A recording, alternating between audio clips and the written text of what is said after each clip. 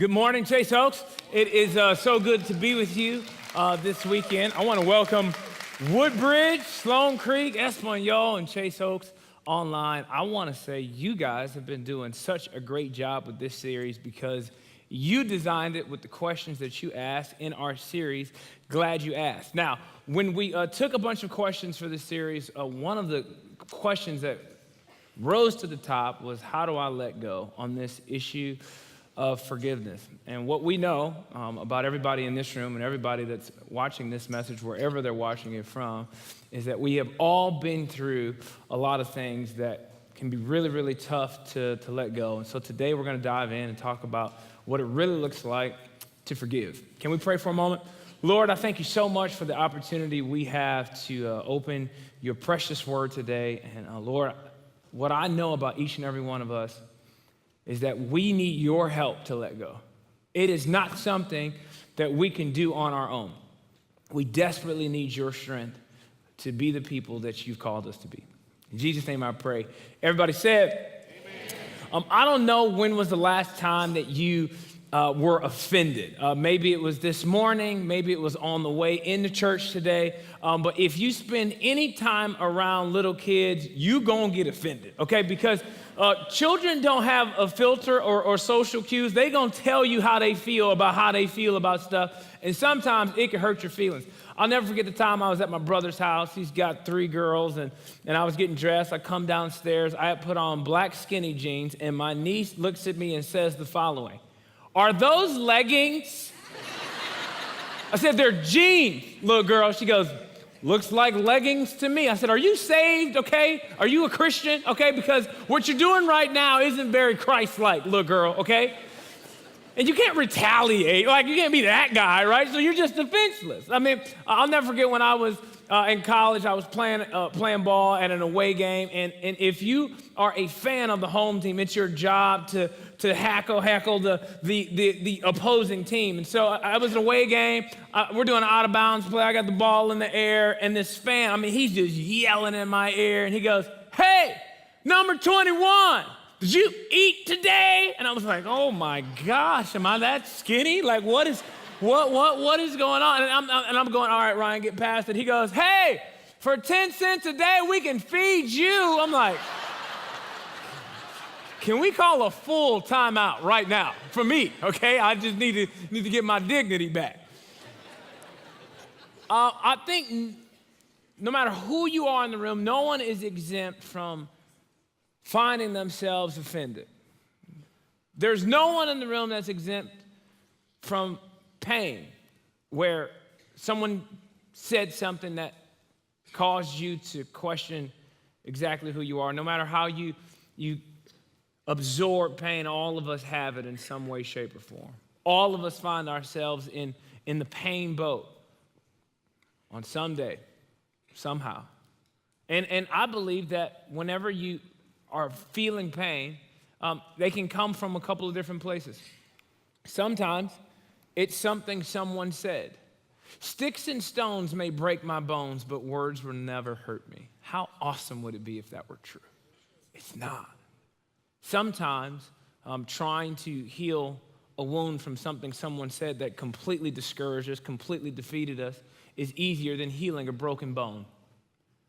And the something that someone said that just absolutely crippled you, it was something that they said that made you feel like you were a bad mom, a bad dad, a bad husband, a bad wife, a bad boss, you fill in the blank. They said something to you that made you feel like you just weren't enough, that you were never skinny enough, you were never smart enough, you were never rich enough, and they said something and it stung, and it was your spouse. They said something, you go, "I cannot believe you went there. I cannot believe you would say that. I cannot believe you would bring that up." They devalued you. They discouraged you. They told you your dream wasn't possible, and you found yourself holding on to bitterness against that person. Sometimes it's not just what someone says. Sometimes it's something that they did. They cheated on you. They stole from you. They divorced you. They divorced your dad. They divorced your mom. They left when they should have stayed. They picked someone else. They chose someone else to date. They chose someone else to hire. They picked somebody else. They didn't put you in the game. They gave you a bad grade, and you find yourself holding on to bitterness. Sometimes it's not just what they said, it's who said it. Sometimes it's the pastor, and you're going, this is the person that was supposed to show me love. I wonder how many people under the sound of my voice right now are watching this message, they're listening to this message, and they are simply full of church hurt because of something the last place did, the last small group leader, the last worship pastor, the last speaker, you fill in the blank. Sometimes it's something they simply never said that you wish they had. You're going, if you would have just encouraged me, Dad, do you know the type of person I could have been? If you would have just said if you would have just told me you loved me once, I wouldn't have all of these insecurities. If you just would have said it, and sometimes it's not even something that they didn't say to us. Sometimes we are very keenly aware of how other people are being complimented.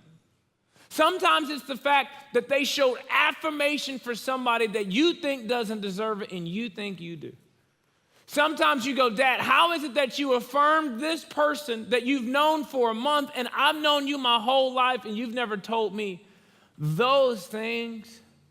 Sometimes it can be somewhat unbearable to watch someone else get a compliment you desperately long for. And you find yourself being bitter towards other people. Sometimes it's something they simply never did that you wish they had. You wish they would have just showed up for your birthday party. You wish that they wouldn't have chosen their work over your marriage. You wish that they would have made it to your recital. You wish they had fought for you. You wish that they would have fought for your family. You wish that they had done something different, and they didn't. Can you imagine what our lives would look like if we could let it go? Could you imagine what your life might look like if you were unoffendable? What would that really look like? Now, and when I say unoffendable, I'm not saying you are a person that is impervious to pain. I don't get hurt. Say whatever you want. No. What I'm talking about is that when you get hurt, you don't stay hurt. There are some people under the sound of my voice that have been holding on to bitterness from things that happened in the 90s. They're like, in 1993, here you're going. Dude, you got stuff to do. Your life matters. You can't be holding on to stuff from the 90s today and making other people pay for it as well. At some point, you got to move on and learn to let go. So today, I want you to see this. The first thing I want you to write down if you are going to get on the path of forgiving the people in our world. Number one, write this down. Recognize your own need to be forgiven. Recognize your own need to be forgiven. The biggest thing that comes up in forgiveness is the scorecard. We are always keeping score. It's going, okay, yeah, Ryan, I know I've made some mistakes, but compared to the person that hurt me, whoa, they're beating me by 40, man. There's always the score. We're going to compare. Well, I wasn't as bad as this person, and I didn't say this, and they went there, and they went for a low blow, and I would never do that, and it's just this back and forth thing. Let's just say I pulled up any random couple in the room. Okay, I'll just pull them up, and I just said, all right, hey, here's the deal. I want you to tell us all of your spouse's flaws. The wife would speak for at least 2 hours. We don't have that much time. We don't have that much time, okay? And then I would say, okay, husband, it's your time. And then he would do the same. And then we'd be like, I can't believe you. Listen, look, you notice how when I said the husband would do the same, no one laughed because he's afraid of you right now, okay? But just think about this for a second, okay? Now, let's say I asked him a different question. Let's say I said, hey, tell me about your flaws in the marriage.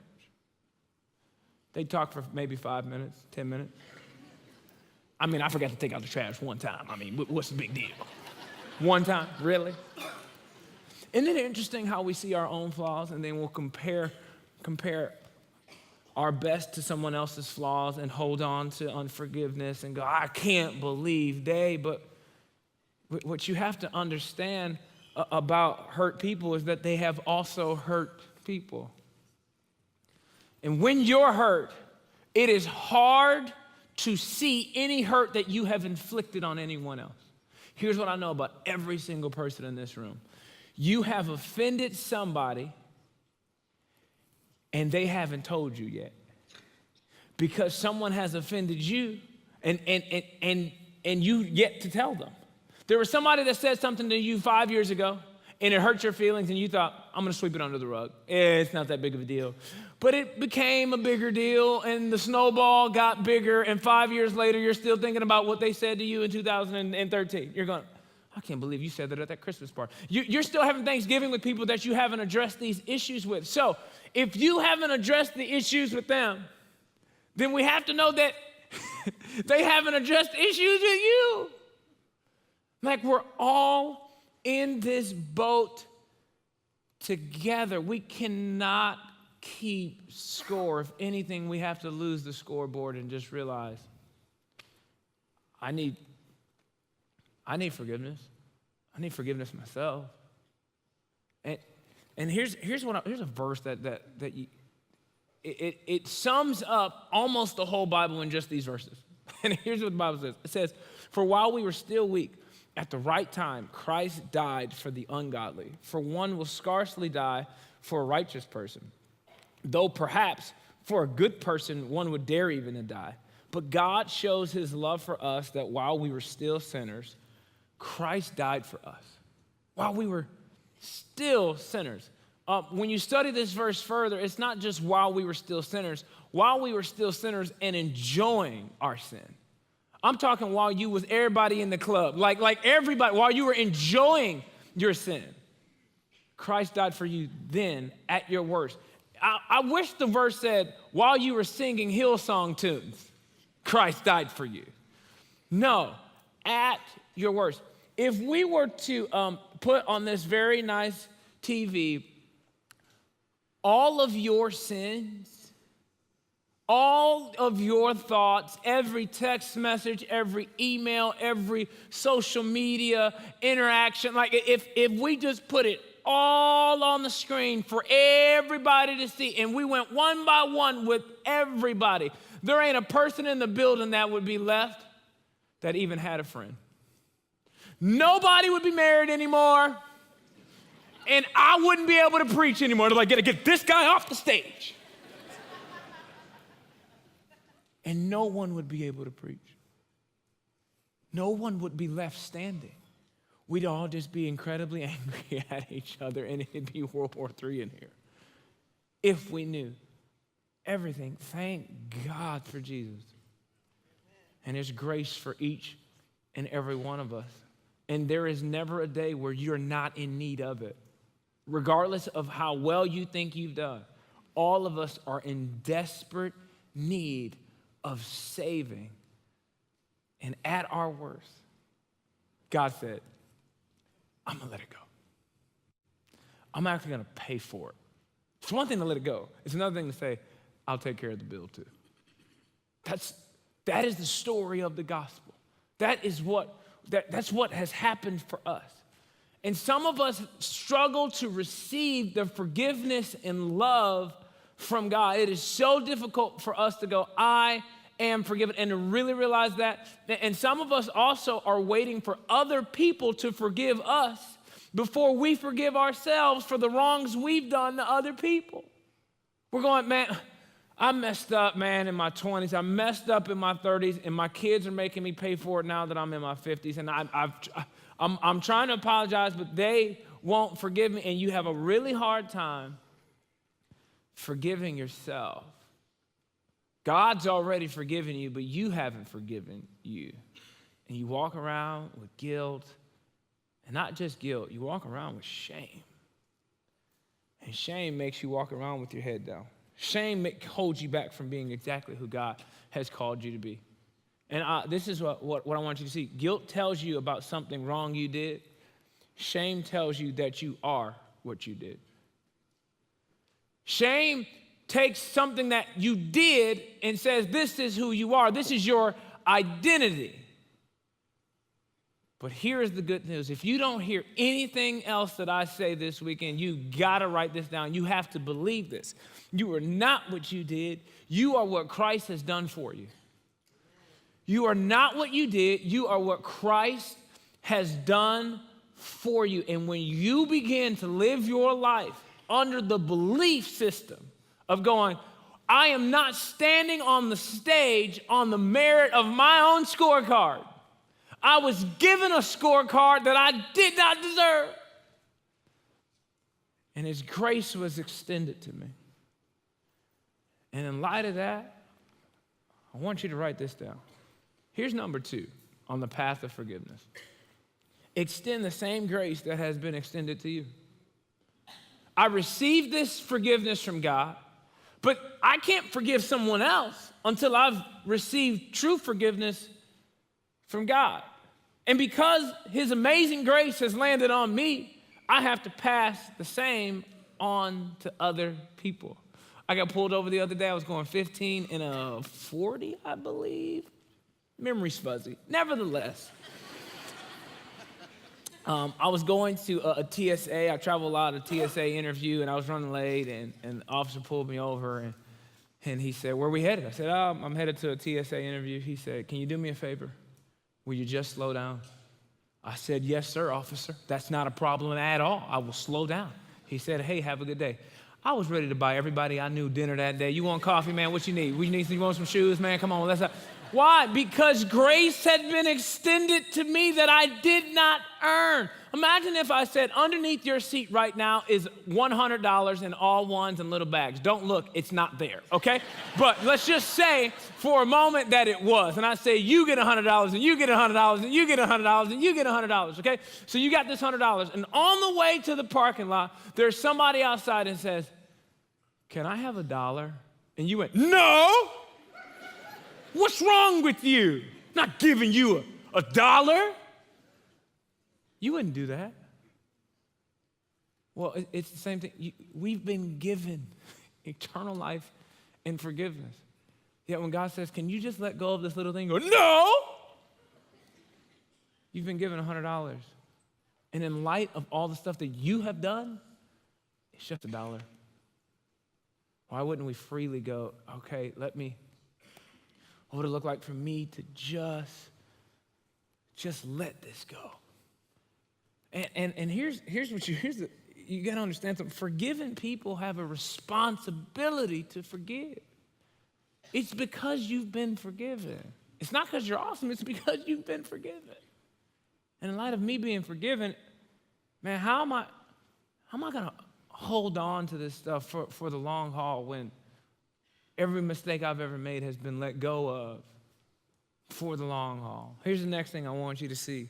Your greatest opportunity to be like Jesus is when you're hurt. This is the greatest opportunity you have. And again, it's easy to say, oh, I just want to be like Jesus.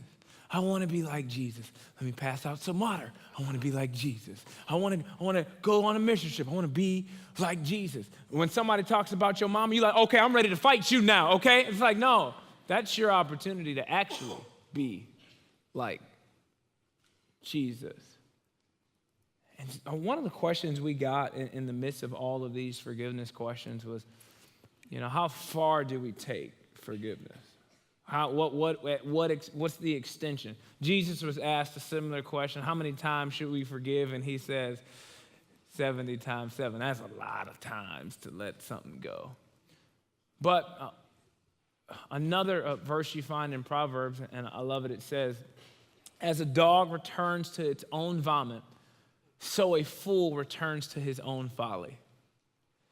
And what I want you to know is just because a dog is going to return to its own vomit doesn't mean you have to be there when they do. And there is a balance and a space that you need to pray about and take to the Lord yourself. Okay, I'm not telling you what to do. Okay, I'm simply giving you conversation handles to have with the Lord.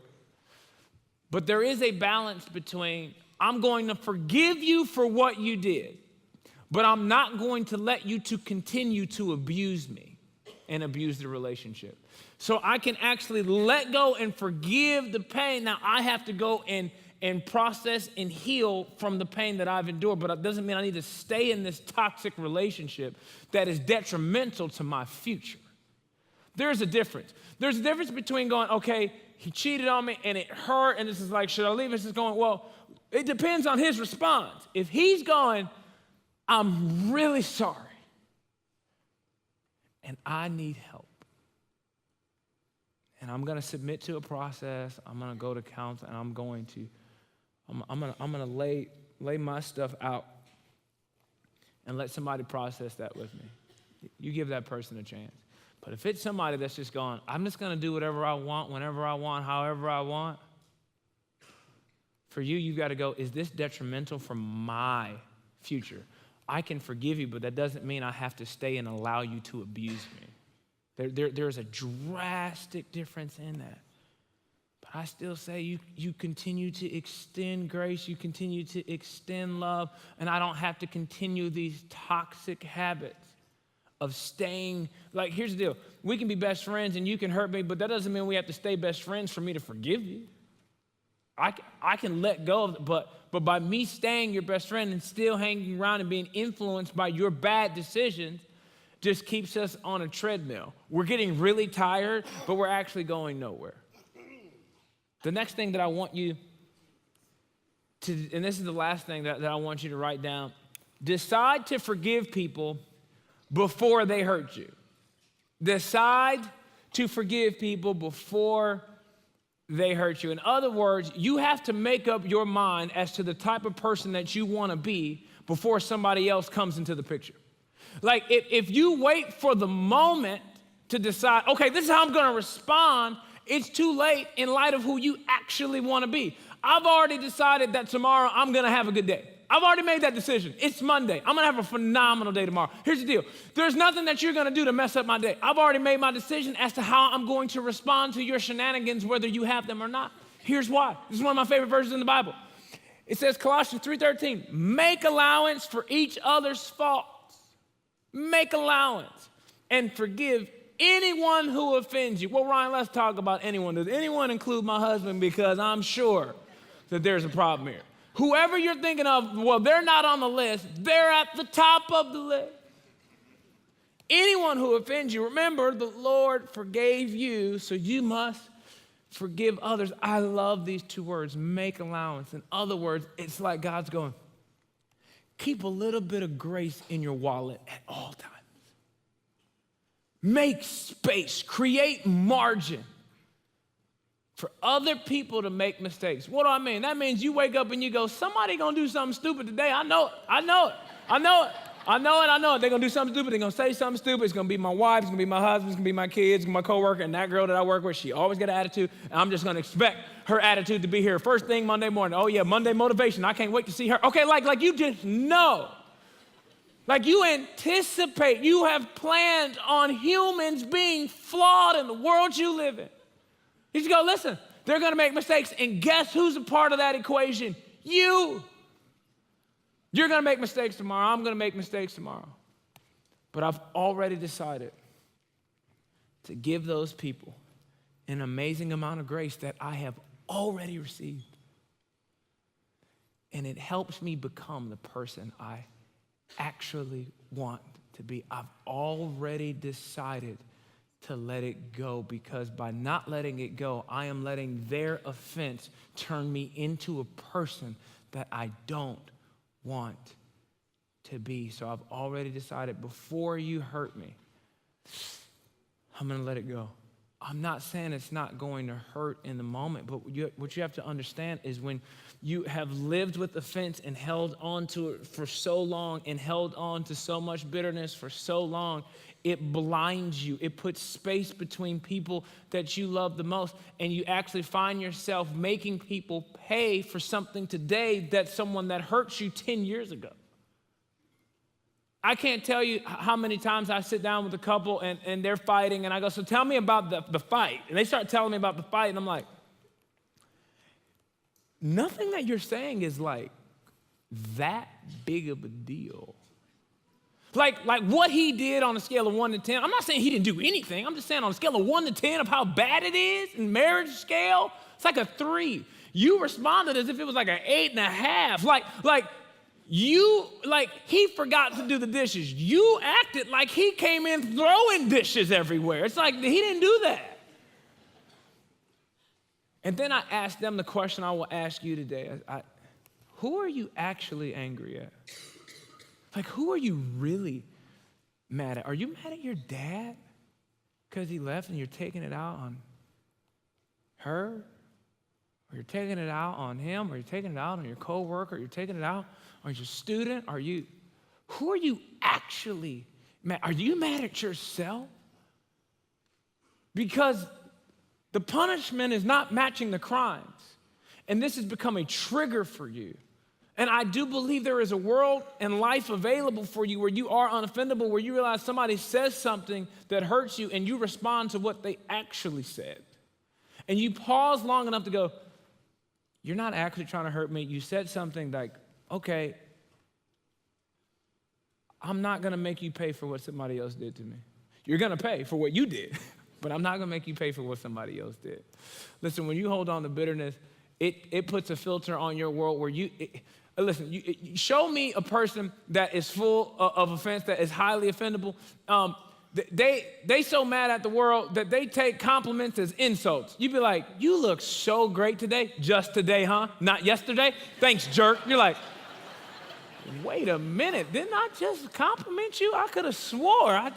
Sounded encouraging when it came out. What happened when it got to you? Hey, you look great. You losing weight. Oh, so you thought I was fat, huh? That's what we doing today? I thought we were eating kale together. My bad. I'm sorry. I didn't know what was going on. I wonder if there are people in your world that are trying to reach out to you, but because of your trust issues, you keep hearing something that maybe they're not really saying at all. That's what offense does. The strategy of the enemy is to put space between you and the people you love, one offense at a time. Then you find yourself in 2018 making people pay for things that happened a long, long time ago. At what point are you just going to go, you know what? It's time to let the past be the past, and we've got to figure out a way to move forward. And moving forward looks different for everybody. Today, this weekend, is not a magic bullet. I don't believe that in a moment, every piece of pain that you've ever had is just going to disappear in a service. Whoop, good, everybody great? All right, no one's mad at anybody. Let's all go to Golden Corral, let's party. No, but I do believe that today can ignite a journey of forgiveness for you. That today could be the start where you simply go, you know what? I'm going to forgive the person. And the ramifications of the things that they have done to hurt me, I may need to process that in another place. I recommend counseling. I think every single person breathing should be in counseling. I don't think counseling is for crazy people. I think we're all crazy. Amen. I'm going to counseling on Tuesday. So this is not, you need to get your act together, okay, you sinners, and once you get your act together, come back and we'll talk. No. We're all in the same boat we're all on this journey of going, how can I be the healthiest person I can possibly be? And I will even let another professional go, hey, here's some things that I would adjust in light of where you're headed. I'm gonna listen to you talk. And so I believe there is a world for you where you can actually let go and let the person be free. And then you turn to God and go, okay, Lord, will you heal me now? And I'm not going to spend my life making other people pay for other people's mistakes. For those of you that have never heard me speak or don't know a whole lot about me, somebody this weekend said, hey, can you tell my wife your whole story? And I said, I made a whole documentary so that I didn't have to do that right now. So, but for those of you that don't know, I'm going to give you a little recap. 7 years ago, my wife thought it would be cool to get engaged and married on the same day. And so I took 2 years and planned a surprise wedding. We uploaded that to YouTube. We were engaged for 8 hours, real long time. It was fun. And about 1.5 million people have seen us get married. And 5 years later, we have an amazing son. We got to go on a bunch of TV shows and got to meet Kobe Bryant and wrote a couple books. And it's been a fun ride. In the process of all of that, there was a young man that created what's called a parody account. If you don't know what a parody account is, it's when someone creates an account for someone that is famous pretending to be them. And so someone said, someone made a parody account of you? You have made it. I said, thank you. It's been fun, guys. I have made it. No, I really haven't. But they do say a sign of like real fame is when someone makes a parody account. And I just thought, this is not a thing. Please don't tell me this is a thing. And so this guy creates this Twitter account pretending to be Ryan Leak. And he starts tweeting famous pastors around the country as me. He started listening to messages of mine and starts twisting quotes as me. He bought a domain name with my name in it and redirected it to a porn site. Some of these pastors began to call me. And they're like, are you okay? I'm like, it's obviously not me. But there was lots of profanity, vulgarity, making fun of the wedding, making fun of chasing failure, and pretending to be me. Said a lot of really, really hurtful things that were out to spite me and my family and discredit me. And I began to think like, man, what am I going to do? And funny thing is, one of my friends, he works for the FBI, and don't mess with me. So my friend from the FBI helped us discover that it was a guy that I went to high school with. I knew him. And I, at the time, hadn't spoken to him in 12 years, since high school. And my friend from the FBI sends me a picture message. He says, and it was this guy's front door. He said, he ain't home and he ain't at work. I said, I am not running a mafia. Stand down. Do you, I repeat, stand down. What are we doing? What are we running here? He's like, I'm gonna wait for him to get here. I go, no, leave. Leave his house. He goes, say it a little louder, Ryan. Say it a little louder. Wink, wink. Yeah, I'm leaving. I go, no. I'm for real. Do not hurt this man. And I'm grateful to God that I had read this verse before he did what he did. Because I couldn't allow someone else's pain to dictate who I was going to be. And it was very hard to just let it go. But here's what I learned. Offense is an event. Being offended is a decision. Where you go, oh, I got it, I'm gonna decide. Because I just realized, let's just take it off of how it makes Ryan Leak look. What about him? What does it say about him? What darkness has he been facing for 12 years that led him to this place? Lord, I pray that the amazing grace that you have and your amazing love would flood his apartment. And it's so fun. Jesus said one of the craziest things. He said, pray for your enemies. Whoa. Jesus, I barely pray for the people I like. What are you talking about? Like, whoa. You want, after my wife, my kid, my mama, my daddy, my brother, after the people I actually love, you want me to add this guy to the list? Yes. because I added you to a list you didn't belong on and gave it to you anyway. That's what happens when Christ's love enters your heart and you really receive his forgiveness. You're going, hey, let me just pray for this guy. I'm not saying I'm praying for this guy just because it sounds good on the stage. I'm telling you, I'm praying for this guy because it may have been the hardest thing that I ever had to do. And maybe the person that hurt you the most is somebody that you should pray for today. Forgive them. Whether you had a good dad, bad dad, or no dad, forgive your father. Forgive your mom, forgive your aunt, forgive the president, forgive the police, forgive the teacher, forgive the coach, forgive the pastor, forgive your spouse, forgive your kid. Let it go. Let them off the hook and turn to an almighty God and start to get your heart back. Start to get your life back. Holding on to bitterness and unforgiveness only serves as poison to your destiny, not theirs. You holding on to it and expecting them to suffer for it, it's not happening.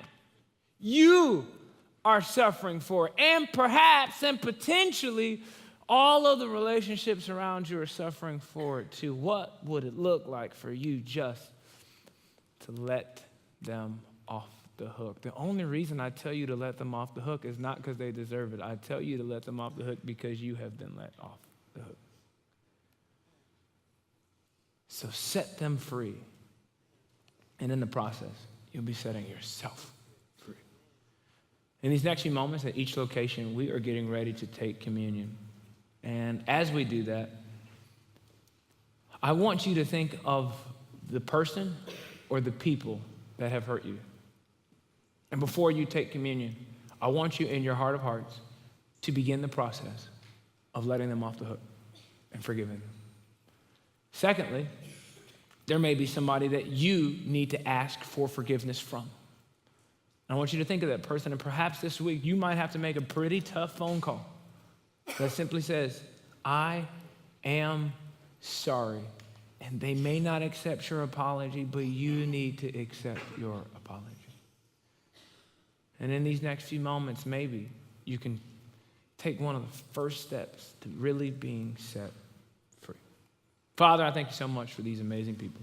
Help us to do what sometimes seems impossible, and that's letting go. God, we desperately need your strength to do this. We need your love to do this. Lord, I pray that you would help us to see ourselves as we are, and then, Lord, may we see ourselves as you see us. May we operate in the identity of what you have done for us. We are not our past. We are not our mistakes. I pray, God, that we would extend some amazing grace to people that don't deserve it, because we are in the group of people that don't deserve it. Help us to let it go. In Jesus' name I pray. Everybody said, amen.